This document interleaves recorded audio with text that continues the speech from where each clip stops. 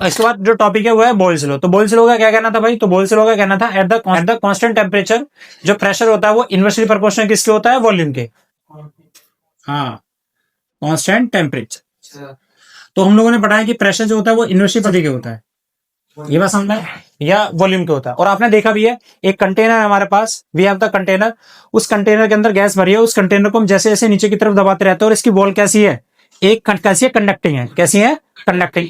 तो जैसे इस वॉल को हम नीचे की तरफ ऊपर से प्रेस करते चले जाते हैं तो अंदर का टेम्परेचर राइज होता है, लेकिन जितना टेम्परेचर अंदर का राइज होता है, वॉल कंडक्टिंग है तो उतने हीट क्या होती है? अंदर से higher temperature to lower temperature release हो जाती है। तो हम देखते हैं उसका टेम्परेचर कैसा रहता है? Remain same. तो इसका मतलब ये हुआ eight constant pressure, at constant temperature जो प्रेशर होता है इनवर्सली प्रोपोर्शनल किसके होता है? वॉल्यूम के। जैसे जैसे वॉल्यूम डिक्रीज होता चला जाएगा, प्रेशर की वैल्यू वैसे इंक्रीज होगी। अब इसी चीज को यहां पर हमें किससे प्रूफ करके दिखाना है? किससे? तो आंसर है यस, बॉयल्स लॉ को हमें काइनेटिक थ्योरी ऑफ गैस से ही प्रूफ करके दिखाना है। अब देखो हमें एक चीज पता है, नाउ वी हैव एक इक्वेशन पता है हमें, P इज इक्वल टू कितना होता है? 1/3 रो सी स्क्वायर। तो P इज इक्वल टू कितना आ गया? 1/3 मास अपॉन में वॉल्यूम सी स्क्वायर को आ गया। इस वाली वैल्यू को उठा के हम यहां ले सकते हैं, पीवी इज इक्वल टू कितना आ गया बेटे? 1/3 MC स्क्वायर। इतनी बात समझ में आती है? नहीं समझ में? तो पीवी इज इक्वल टू कितना आ गया? 1/3 MC स्क्वायर। अब इसे इक्वेशन डाल दिया हमने, equation number first 3 PV is equal to MC square. अगर मैं इसे दोनों तरफ डिवाइड कर दूं तो ये क्या आ गई? काइनेटिक एनर्जी आ गई। और आपको पता है कि इस केस में क्या सेम है? टेम्परेचर। अगर मेरा टेम्परेचर सेम है तो सिस्टम की काइनेटिक एनर्जी कितनी चेंज होगी? कुछ भी चेंज होगी, क्योंकि हम लोगों ने पढ़ा है जब किसी सिस्टम को हम कुछ अमाउंट में हीट एनर्जी देते हैं, अगर हीट एनर्जी देने से उस सिस्टम की काइनेटिक एनर्जी चेंज होती है तो क्या चेंज होता है? टेम्परेचर। जो कि काइनेटिक एनर्जी रिमेन सेम है तो टेम्परेचर में कोई चेंज नहीं आएगा। नहीं है बेटे बात समझ में? और जब टेम्परेचर में कोई चेंज नहीं आएगा तो इसकी वैल्यू कैसी रहेगी? Remain same. So no change in temperature, so kinetic energy कैसी रहेगी? कांस्टेंट। उसमें तो कोई चेंज नहीं आएगा, तो हम डायरेक्ट लिख सकते हैं। तो 3/2 PV इज इक्वल टू कितना है? काइनेटिक एनर्जी है ना हमारे पास, इस सबको यही मल्टीप्लाई कर लो तो PV इज इक्वल टू कितना आ गया? 2/3 काइनेटिक एनर्जी। ये सारी वैल्यू कैसी है? कांस्टेंट। अगर ये कांस्टेंट है तो P का V के साथ कैसा रिलेशन आ गया? इनवर्सली प्रोपोर्शनल का रिलेशन। नहीं है बात समझ में? इसके बाद आता है इसमें दिस इज चार्ल्स लॉ। क्या था बेटे? Charles law. यस, तो आंसर है क्या था कि volume, volume is directly proportional to किसके? टेम्परेचर के एट कांस्टेंट प्रेशर।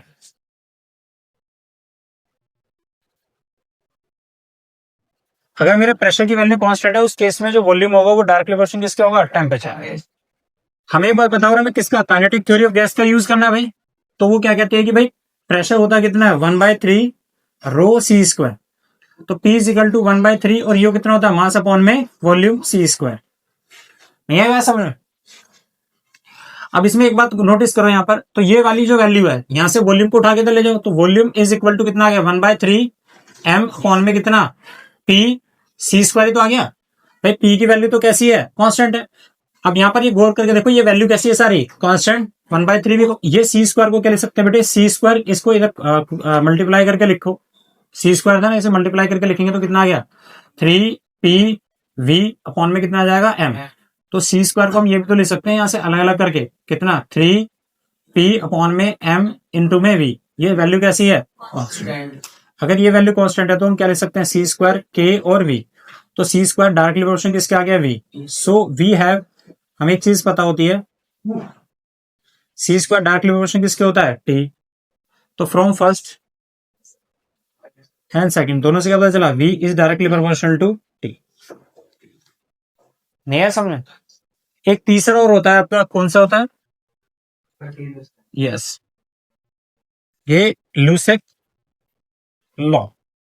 इसका क्या कहना था भाई? इसका ये कहना था जो प्रेशर प्रोपोर्शनल टू टेम्परेचर, लेकिन किस कौन सी कंडीशन पे है? यस। तो हमें पता है बेटे ये लूसेक लॉ के अंदर pressure is directly proportional to temperature, लेकिन किस कंडीशन के अंदर? The volume constant.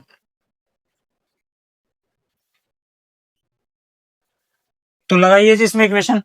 तो हमें पता है P इज इक्वल टू कितना होता है भाई? 1/3 रो सी स्क्वायर 1/3 मास अपॉन में वॉल्यूम सी स्क्वायर। ठीक, अब इसकी कैलकुलेशन करिए। तो यहां से हमने किसकी कैलकुलेशन कर ली बेटा, इसको उधर हटा के इधर ले गए, तो P इज इक्वल टू, यहाँ पे गौर करके देखो 1/3 भी कांस्टेंट है, मास भी कांस्टेंट है, ये भी तो कांस्टेंट है, तो इसे कितना लिख दिया कांस्टेंट, और ये कितना आ गया सी स्क्वायर। इसी को प्रपोर्शन को भी लिख सकते हैं, तो P किसके डायरेक्टली प्रोपोर्शनल आ गया सी स्क्वायर। और अभी हमें एक बात पता है, सो वी नो दैट कि जो प्रेशर है या जो वो था हमारा टेम्परेचर जो था वो किसके डायरेक्टली प्रोपोर्शनल है, सी स्क्वायर। सी स्क्वायर डायरेक्टली प्रोपोर्शनल टेम्परेचर के तो था, नहीं है समझ में। तो फर्स्ट और सेकंड से क्या पता चला, दोनों बराबर है, तो प्रेशर डायरेक्टली प्रोपोर्शनल किसके आ गया, टेम्परेचर। क्लियर थी बात।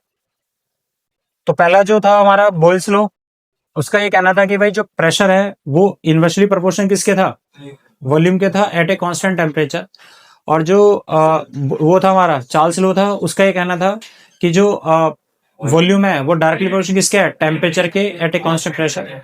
और इसका क्या कहना था कि जो प्रेशर है वो डायरेक्टली प्रोपोर्शनल किसके है, टेम्परेचर के at constant volume.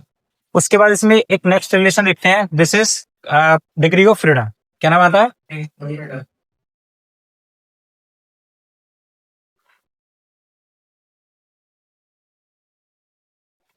Degree of freedom किसे कहते हैं। तो समझिए डिग्री ऑफ फ्रीडम एक वो फिजिकल क्वांटिटी है जो हमें बताती है कि कोई भी एक एटम है, उस एटम की इंडिपेंडेंटनेस कितनी है, एक एटम खुद फ्री होकर कितनी डायरेक्शन में मूव कर सकता है और उसकी क्या क्या एक्टिविटीज हो सकती हैं। तो डिग्री ऑफ फ्रीडम एक वो फिजिकल क्वांटिटी जो हमें बताती है किसी भी एक पार्टिकल की, एक कोई भी एक पार्टिकल कितना इंडिपेंडेंट है और वो खुद जो पार्टिकल इंडिपेंडेंट है उसकी कितनी एक्टिविटी हो सकती है। जैसे कि एक पार्टिकल है हमारे पास, उस पार्टिकल की, वो पार्टिकल की डिग्री ऑफ फ्रीडम है 3, मतलब वो 3 डायरेक्शन में मूव कर सकता है, 3 डायरेक्शन में मूव कर सकता है, उसकी 3 एक्टिविटीज हो सकती हैं। ये एक्टिविटी कौन सी हो सकता है उसके पास प्रेशर हो सकता है उसके पास टेम्परेचर भी हो सकता है उसके पास एनर्जी भी हो। कोई भी 3 ऐसी फिजिकल क्वांटिटीज होंगी जो उसके पास है, जो दूसरे के पास भी है लेकिन इसके पास उससे ज्यादा हो। तो डिग्री ऑफ फ्रीडम एक वो फिजिकल क्वांटिटी जो बताती है कि एक जो पार्टिकल है उसकी, वो पार्टिकल दूसरों एटम के कंपैरेटिवली कितना इंडिपेंडेंट है किसी भी एक्टिविटी को परफॉर्म करने के लिए। और इस डिग्री ऑफ फ्रीडम को हमें कैलकुलेट करना होता है, ये देखिए कैसे निकालते हैं। तो डिग्री ऑफ फ्रीडम क्या है, it is a physical quantity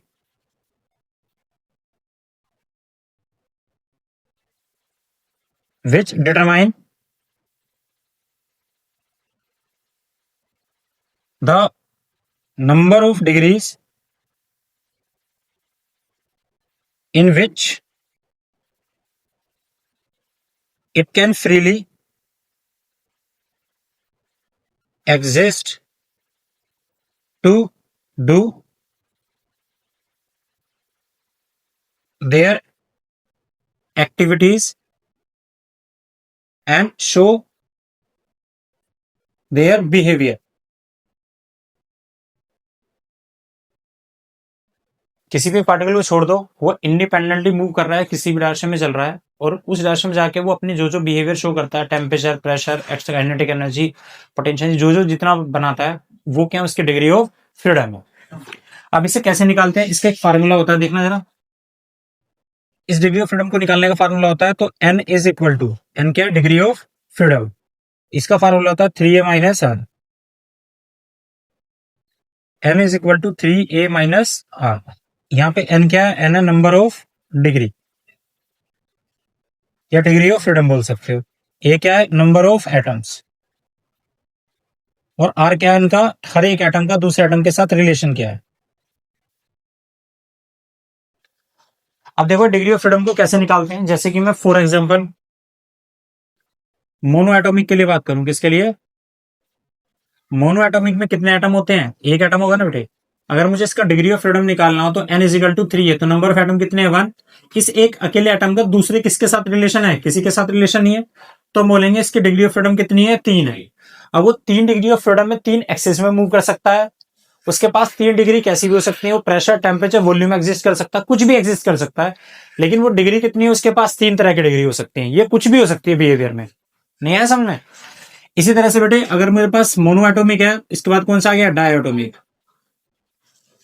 अगर मेरे पास डायटोमिक मॉलिक्यूल है तो डायटोमिक में 2 पार्टिकल्स होंगे ना, तो इस वाले पार्टिकल का कितने के साथ रिलेशन है? सिर्फ एक के साथ ही तो है।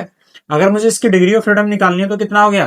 तो आंसर है 3। नंबर ऑफ पार्टिकल कितने हैं भाई? 3a, 2 ही तो है। और माइनस कितने के साथ रिलेशन है? 1, तो इसकी डिग्री ऑफ फ्रीडम हो गई 5।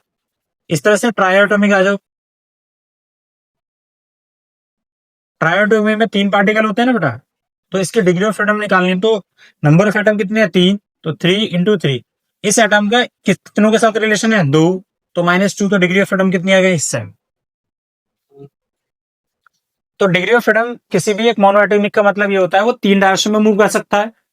बस समझे?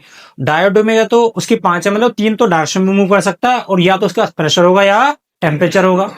और किसी की डिग्री ऑफ फ्रीडम 7 है तो 3 तो डायरेक्शन में मूव कर रहा है, उसका प्रेशर हो सकता है, टेम्परेचर हो सकता है, वॉल्यूम हो सकता है, हीट एनर्जी हो सकता है, डिग्री ऑफ फ्रीडम 7 होगी। उसके बाद अब नेक्स्ट टॉपिक आता है, दिस इज